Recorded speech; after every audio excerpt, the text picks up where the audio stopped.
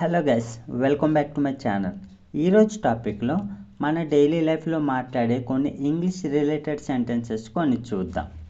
First one, నువ్వు ప్రతిరోజు English ఎవరితో ప్రాక్టీస్ చేస్తావు? నువ్వు ప్రతిరోజు ఇంగ్లీష్ ఎవరితో ప్రాక్టీస్ చేస్తావు? ఇలా మనం జనరల్గా అడుగుతూ ఉంటాం కదా. సో దీన్ని ఇంగ్లీష్లో ఎలా చెప్పొచ్చు? With whom do you practice English everyday? With whom do you practice English everyday అంటే నువ్వు ప్రతిరోజు ఇంగ్లీష్ ఎవరితో ప్రాక్టీస్ చేస్తావు అని. ఓకేనా? సో దీని యొక్క మీనింగ్ వచ్చేసి ఇది. నెక్స్ట్ వన్, నేను ఎంతో కష్టపడి ఇంగ్లీష్ నేర్చుకున్నాను. నేను ఎంతో కష్టపడి ఇంగ్లీష్ నేర్చుకున్నాను. దీన్ని ఇంగ్లీష్లో ఎలా చెప్పొచ్చు? ఎంతో కష్టపడి అనేదాన్ని మనం ఇంగ్లీష్లో ఏం చెప్తామంటే విత్ గ్రేట్ ఎఫర్ట్.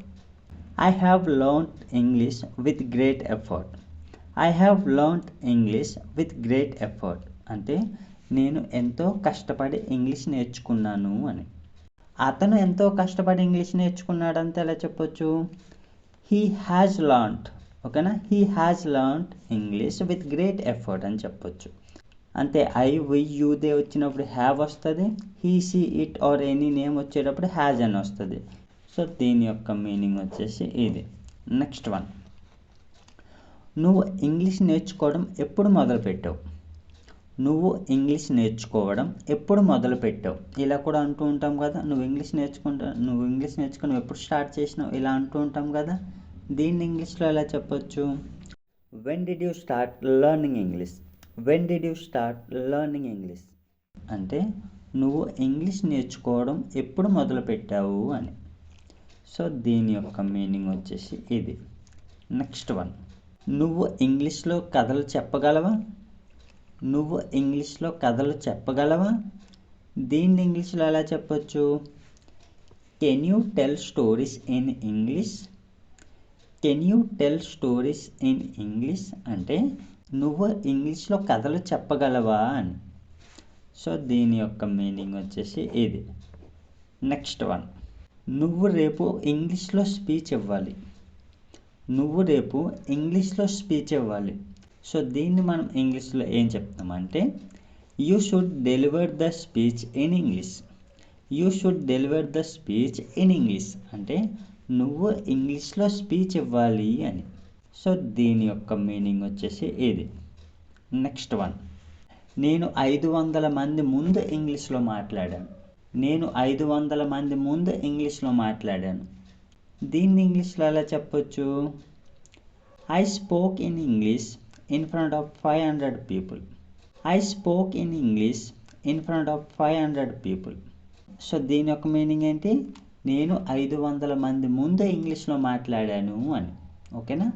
సో దీని యొక్క మీనింగ్ వచ్చేసి ఇది. నెక్స్ట్ వన్, ఇంగ్లీష్ నేర్చుకోవడానికి నేనేం చేయాలి? ఇంగ్లీష్ నేర్చుకోవడానికి నేనేం చేయాలి? సో ఇలా కూడా మనం జనరల్గా అంటూ ఉంటాం కదా. సో దీన్ని ఇంగ్లీష్లో ఎలా చెప్పొచ్చు అంటే what should I do to learn English? What should I do to learn English అంటే ఇంగ్లీష్ నేర్చుకోవడానికి నేనేం చేయాలి అని. సో దీని యొక్క మీనింగ్ వచ్చేసి ఇది. నెక్స్ట్ వన్, నువ్వు ఇంగ్లీష్లో మాట్లాడితే నేను నీకు చాక్లెట్స్ ఇస్తాను. నువ్వు ఇంగ్లీష్లో మాట్లాడితే నేను నీకు చాక్లెట్స్ ఇస్తాను. సో మనం జనరల్గా పిల్లలతో ఇలా అంటూ ఉంటాం కదా, నువ్వు ఇంగ్లీష్లో మాట్లాడితే నేను నీకు చాక్లెట్ కొనిస్తాను ఇలా అంటూ ఉంటాం కదా. సో దీన్ని ఇంగ్లీష్లో ఎలా చెప్పొచ్చు? I will give you chocolates if you speak in English. I will give you chocolates if you speak in English అంటే నువ్వు ఇంగ్లీష్లో మాట్లాడితే నేను చాక్లెట్స్ ఇస్తాను అని. సో దీని యొక్క మీనింగ్ వచ్చేసి ఇది. నెక్స్ట్ వన్, మా ఫ్రెండ్ చాలా బాగా ఇంగ్లీష్ మాట్లాడతాడు. నా ఫ్రెండ్ చాలా బాగా ఇంగ్లీష్ మాట్లాడతాడు. సో దీన్ని ఇంగ్లీష్లో ఎలా చెప్పొచ్చు? My friend speaks English very well. My friend speaks English very well. ఇక్కడ చూడండి, మై ఫ్రెండ్ అనేది సింగులర్. సో అందుకే మనం స్పీక్స్ అని మెన్షన్ చేసాం. ఓకేనా? సో దీని యొక్క మీనింగ్ వచ్చేసి ఇది. నెక్స్ట్ వన్, నేను ఇప్పుడు ఇంగ్లీష్లో మాట్లాడగలుగుతున్నాను. నేను ఇప్పుడు ఇంగ్లీష్లో మాట్లాడగలుగుతున్నాను. దీన్ని ఇంగ్లీష్లో ఎలా చెప్పొచ్చు? I'm able to speak in English now. I'm able to speak in English now అంటే నేను ఇప్పుడు ఇంగ్లీష్లో మాట్లాడగలుగుతున్నాను అని. సో దీని యొక్క మీనింగ్ వచ్చేసి ఇది. నెక్స్ట్ వన్, నేను 2 సంవత్సరాల నుంచి ఇంగ్లీష్ నేర్చుకుంటున్నాను. నేను 2 సంవత్సరాల నుంచి ఇంగ్లీష్ నేర్చుకుంటున్నాను. దీన్ని ఇంగ్లీష్లో ఎలా చెప్పొచ్చు? I have been learning English for 2 years. I have been learning English for 2 years అంటే నేను 2 సంవత్సరాల నుండి ఇంగ్లీష్ నేర్చుకుంటూ ఉన్నాను అని. ఓకేనా? సో దీని యొక్క మీనింగ్ వచ్చేసి ఇది. నెక్స్ట్ వన్, నేను నిన్న ఇంగ్లీష్లో మాట్లాడగలిగాను. నేను నిన్న ఇంగ్లీష్లో మాట్లాడగలిగాను. దీన్ని ఇంగ్లీష్లో ఎలా చెప్పొచ్చు? I could speak in English yesterday. I could speak in English yesterday అంటే నేను నిన్న ఇంగ్లీష్లో మాట్లాడగలిగాను అని. ఓకేనా? సో దీని యొక్క మీనింగ్ వచ్చేసి ఇది. నెక్స్ట్ వన్, నువ్వు రేపు తప్పకుండా ఇంగ్లీష్లో మాట్లాడాలి. నువ్వు రేపు తప్పకుండా ఇంగ్లీష్లో మాట్లాడాలి. దీన్ని ఇంగ్లీష్లో ఎలా చెప్పొచ్చు? You must speak in English tomorrow. You must speak in English tomorrow అంటే నువ్వు తప్పకుండా ఇంగ్లీష్లో మాట్లాడాలి అని. సో దీని యొక్క మీనింగ్ వచ్చేసి ఇది. నెక్స్ట్ వన్,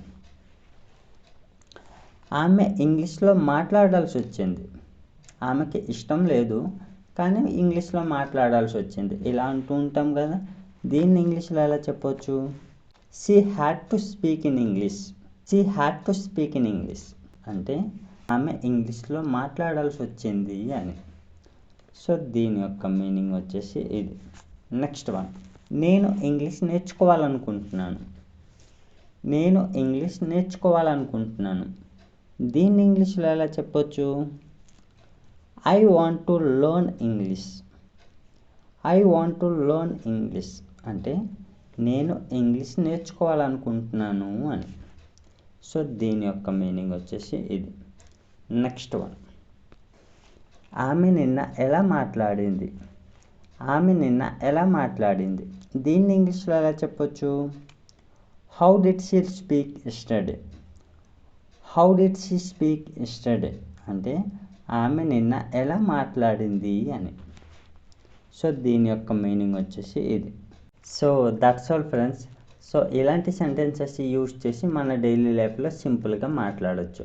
సో మీకు ఈ టాపిక్ యూస్ఫుల్గా అనిపిస్తే లైక్ చేసి సబ్స్క్రైబ్ చేయండి. Thanks for watching.